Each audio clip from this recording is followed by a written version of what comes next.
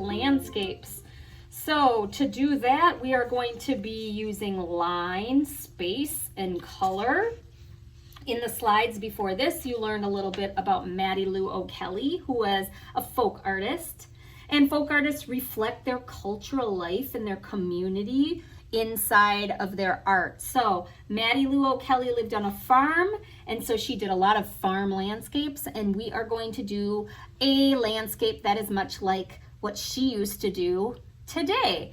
And to do that, we are going to be using many different lines and shapes to draw, and then when we color it in, we're going to be using analogous colors, which you watched a little video about that, but I'll explain when we get to that part more about analogous colors. When I did my sample right here, I used a mixture of colored pencil for the house, and then when I did the landscape part of it, I used watercolor. You might not have those supplies at home, so when we do it today, we'll use some supplies that you might have at home. If you do have watercolors at home and you want to use them, you can go for it. So today, when we make our landscapes, you are going to need a black marker. I'm using a Sharpie today, but you can use any black marker, and of course a piece of paper and some crayons. If you want to use colored pencils, you could use that as well when we get to the coloring. Okay, let's get started by drawing our house. So when we look at our paper today, we are going to think of our paper in 3 different sections. The bottom of our paper is going the long way. The bottom part of our paper is going to be called here. The middle part of our paper is going to be called near. And the top part of our paper is going to be called far. So when we draw things today, we want the things at the bottom of the paper to look the closest to us, and the things at the top of the paper to look the furthest away. So obviously when we draw things that look close, they're going to be bigger, and things that look far away are going to be smaller up towards the top of the paper. When we draw our house to start off, we're going to draw that in the near section, so that's going to be the middle section right here. And I'm going to show you how to make a simple farmhouse, but if you have your own way of making a house, you can do it your own way too. If I'm going fast at all, at any time, just press the pause button and catch up. Okay, let's start with our farmhouse. And I'm gonna go, remember, in the middle, the near section of my paper, and I'm going to start by drawing a square shape. Then next to the square shape, I'm going to draw like a triangle shape on both sides, and then bring that down into your basic house shape.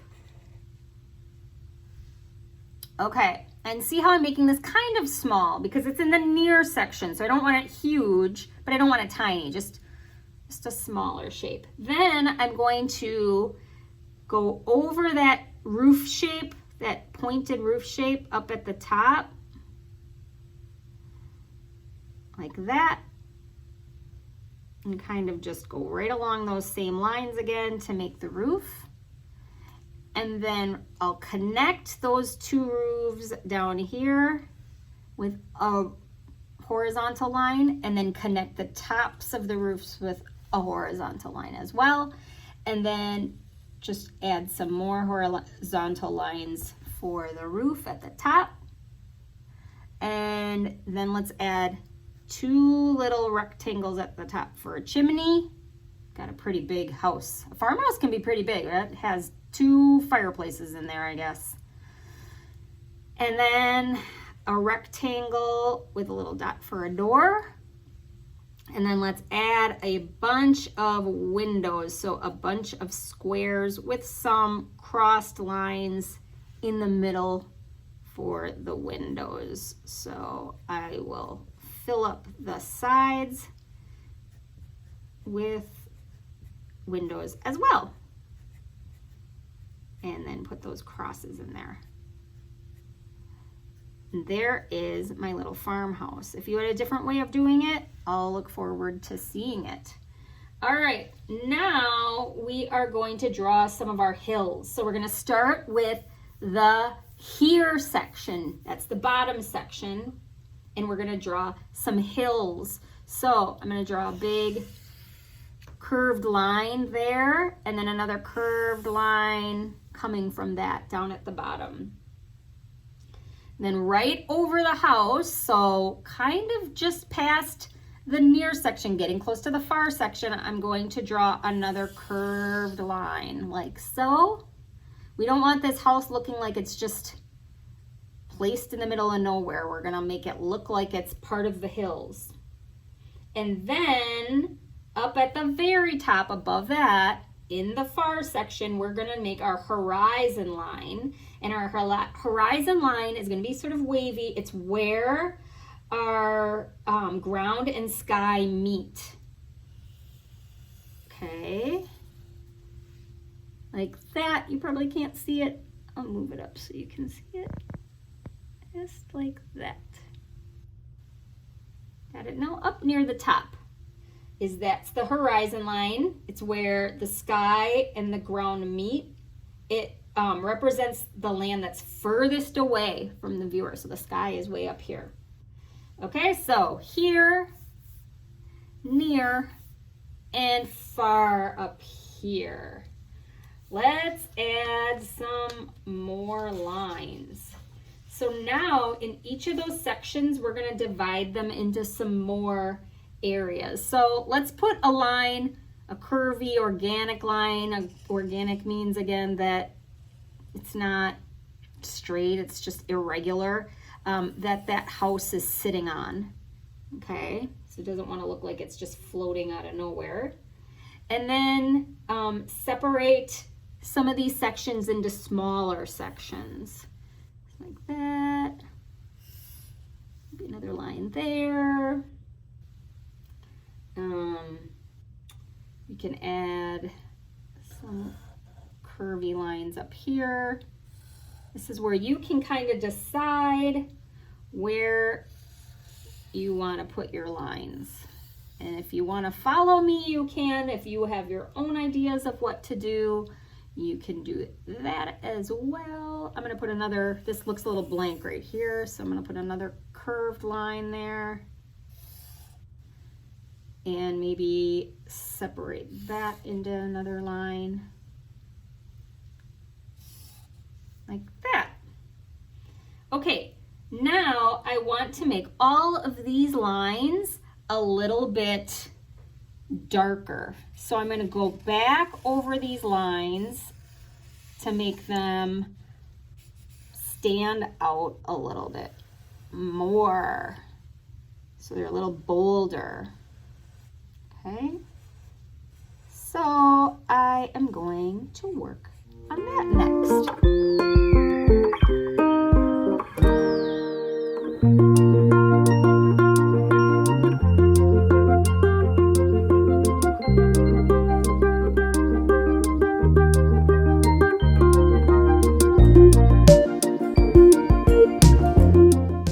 Okay, once I have those lines thickened so they look nice and bold now, I'm going to add some more lines to the sections, and I'm going to start with the here section, so this bottom section, and I'm going to draw some lines that will look kind of like plowed fields or something like that. And I want my lines to be further apart from each other, and they're not going to be quite as thick. That's why we drew our other lines pretty thick. And that is because they are our here lines, so they need to look like they're closest to us. So the lines are going to be further apart from each other. Then when we get to the near section in the middle, we can draw our lines a little bit closer together so that it looks a little further away. I'm drawing the lines so that they're going the same direction as my section. And as I go further up, my lines are going to get closer together so that it looks like it's getting further away.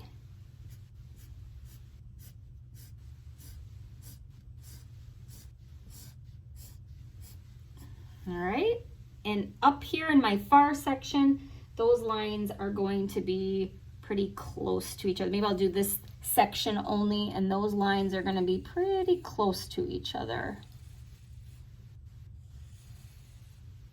And since this was a wavy line, I'm going to make my lines a little wavy. Just like that. Now we can start adding some embellishments like trees or fences, or if you want to try even a little animal, you could do that as well. Of course, we're going to make them bigger near the bottom in the here section, and if we add any going up, they're going to get smaller as they go up.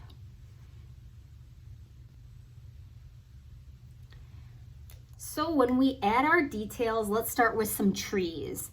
I'm going to start in the here section, which is at the bottom. So those trees are going to be the biggest. So I'm going to start with sort of a Y shape, like that. You could see that. And I'm going to make that nice and dark. It's going to be kind of going against those other lines that you made in the ground with the land lines, but do your best to go around them like that. So I've got it that Y shape, it's like the trunk, and the trunk I'm going to make extra thick. Okay, and then for up at the top here, when we get our branches, I'm going to make more lines like V shapes coming off of the ends of those two lines. And then I'm going to add more lines coming off. And I like to curve them a little too.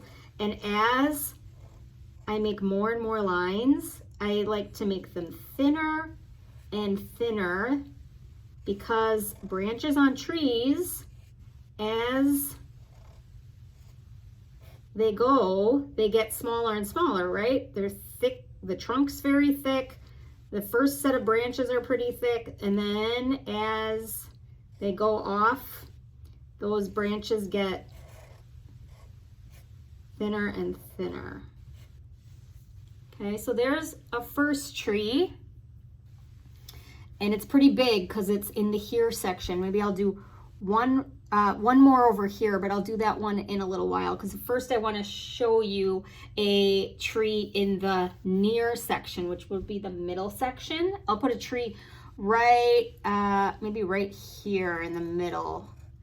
And again, I'm going to make those two lines. That's going to be the trunk, and then I'm going to bring them out like a Y shape. Like that. Color that in.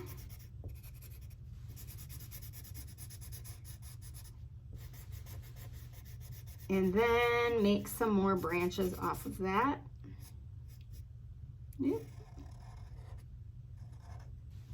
But I'm going to try not to go over the house. Curve it around here.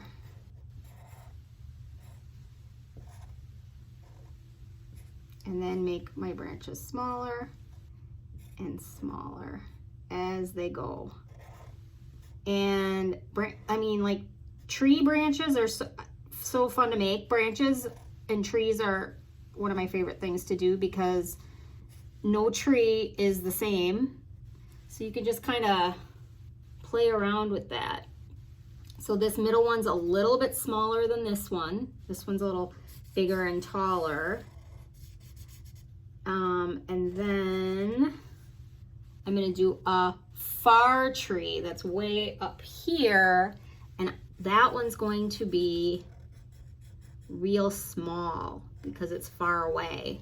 So I make a little Y, and then little branches coming off that, like that. Maybe you can make a couple of them. Maybe there's a little grove of trees here. Could be a little orchard or something. Okay, if you want to, you could even add another little detail by putting some like dots around it just to add a little extra decoration. All right, I'm gonna work on my trees next. And maybe I'll add some fences and things as well. You can watch me do that.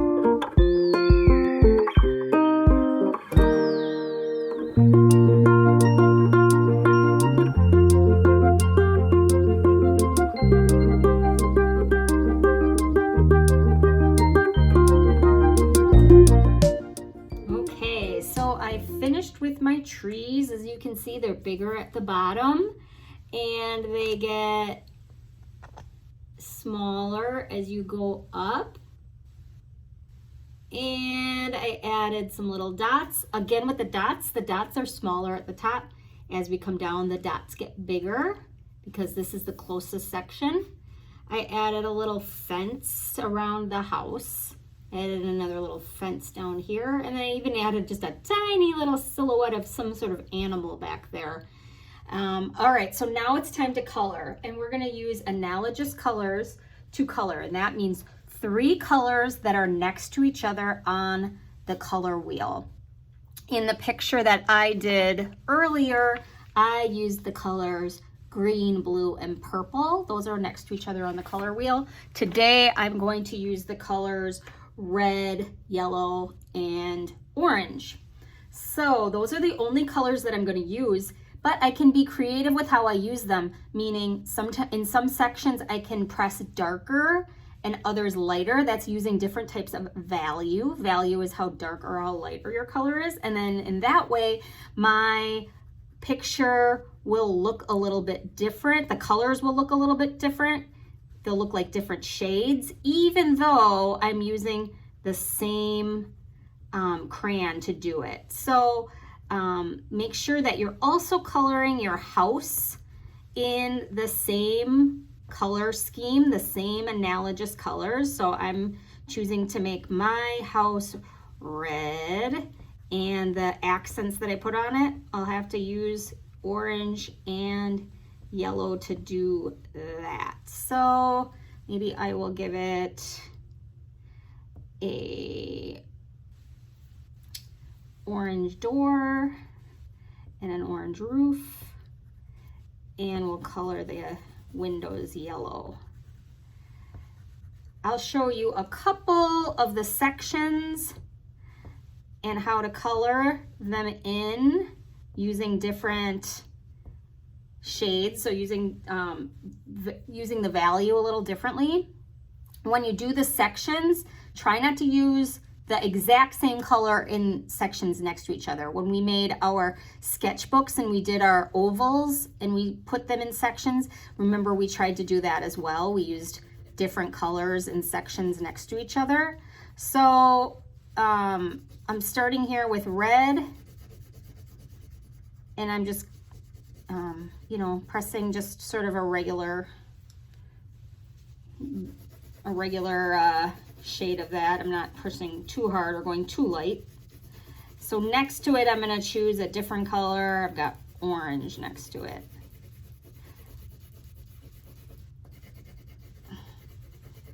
Now, let's say that I want to do orange again next to it, but I want it to look different. This time in this section, I'll do orange, but this time I'm going to push harder. And when I do that, even though it's the exact same crayon, it looks like a different color because I'm pushing harder. The value has changed. It looks darker than the other one, even though it's the same color. So you can do that. You can do the same color next to each other. Just make sure you change the value and you make one lighter or darker than the other one. I'm going to finish my picture with my coloring.